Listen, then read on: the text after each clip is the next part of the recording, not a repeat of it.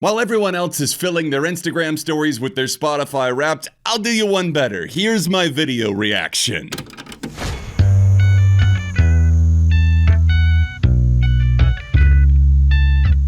Hey neighbor, welcome back to the channel. Spotify Wrapped 2024, time to unwrap it. All of my most played artists, albums, and songs of the year. This is something that I have a lot of fun reacting to each year because unlike a lot of y'all weirdos out there, I don't spend time trying to game the system knowing in advance exactly what my top fives are gonna look like. At the end, I'm also gonna pull up my Statsfm and see if that lines up with what Spotify is saying. I know Spotify extended their tracking period for Wrapped to also, I believe, include half of November. Honestly, I don't know why we're doing any of this now. The year is not over. It would be great to see it in January once I have the full year under my belt, but I digress. Spotify Wrapped is here. Yes, of course, I am ready. Let's move on. Life moves fast, but this slide moves slower. Luckily, we took notes. I'm obviously muting the music for copyright. I listened to 61,824 minutes this year. Not bad. I'll give myself a little pat on the back for that. That puts me in the top 3% worldwide. I'm okay with that.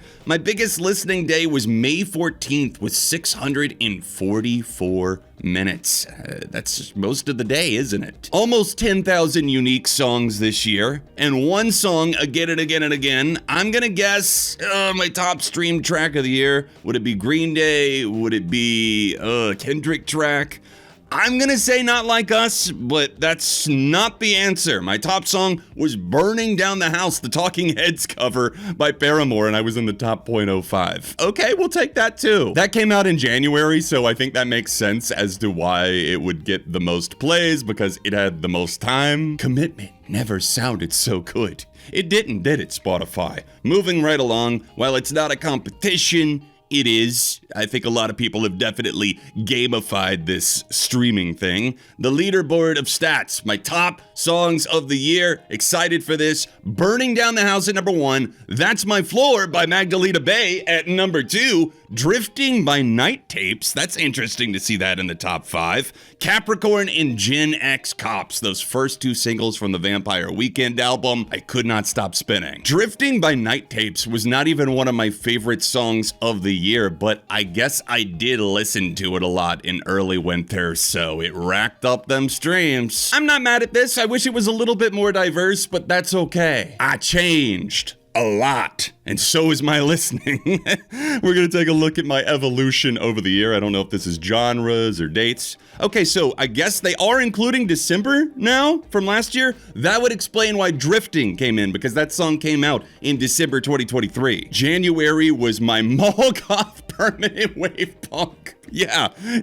January, apparently, I was just doing all kinds of crazy shit. I was really into artists like Green Day, Sum 41, and A Mill and the Sniffers. Yeah, but that could be any month, though. In February, I was having a little bit of a different phase, okay? Spotify thinks that for February, I was in my psychedelic rockish indie season because I was listening to Vampire Weekend, Last Dinner Party, and MGMT. I don't know how I feel about the month slides. It feels a little redundant to me because it's just kind of a shot in the dark. Moving along, I listened to 1,940 artists this year, but one had a special place in my heart. Is it gonna be Green Day again, or is somebody going to switch it up? I feel like they're always in my top 5. They did put out a new album this year, and Green Day was my top artist. I also did a ranked this year, guys. I listened to a lot of Green Day, believe it or not. My longest listening streak was 5 days. I mean, that's not too, I don't sound like too big of an addict like that, right? I was a top 0.05% fan, and I listened to about 1,600 minutes. That's not insane. Every year, people seem to get really confused in the comments and be like, how is your top streamed track only 20 plays? Or how did you only listen to Green Day for 1,600 minutes? My top favorite artist, I spent 16,000 minutes with. And the thing is, I like to spread out my listening. I'm fans of a lot of different artists,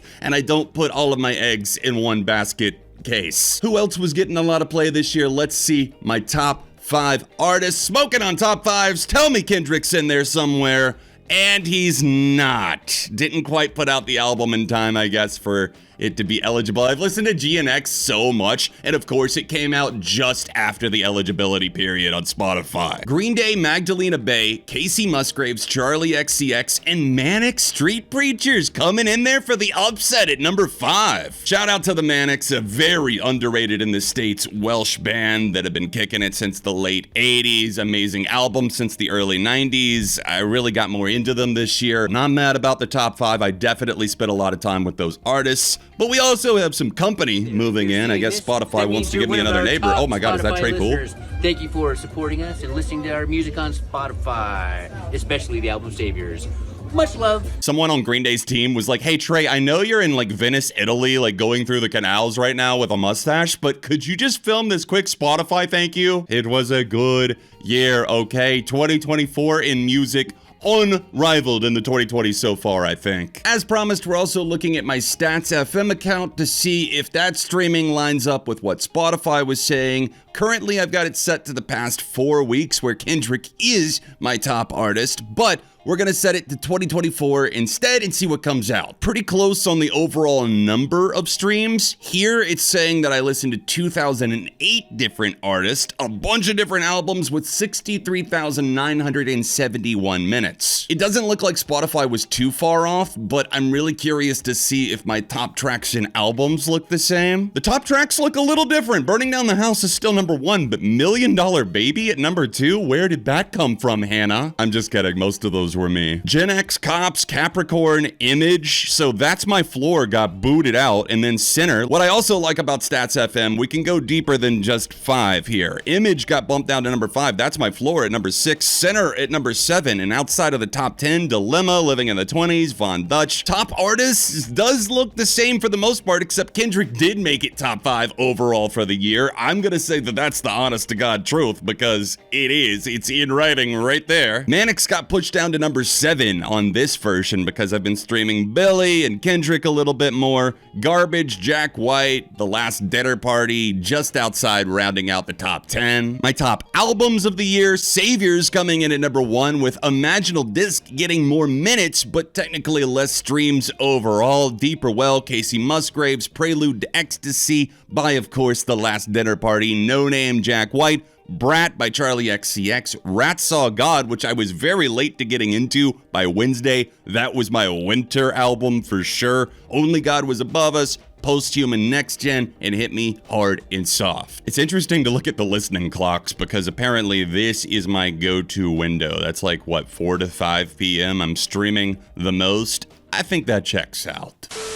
All right, neighbors, we've officially unwrapped my 2024 Spotify Wrapped. I hope you enjoyed seeing my reaction and commentary on my own listening habits over the past year. Let me know your Wrapped results from Spotify, Apple Music, Deezer, YouTube, whatever you stream on in the comments down below. Be sure to hit that like button, subscribe to the channel if you haven't. You can check out last year's Wrapped reaction on screen, and I'll see you next time.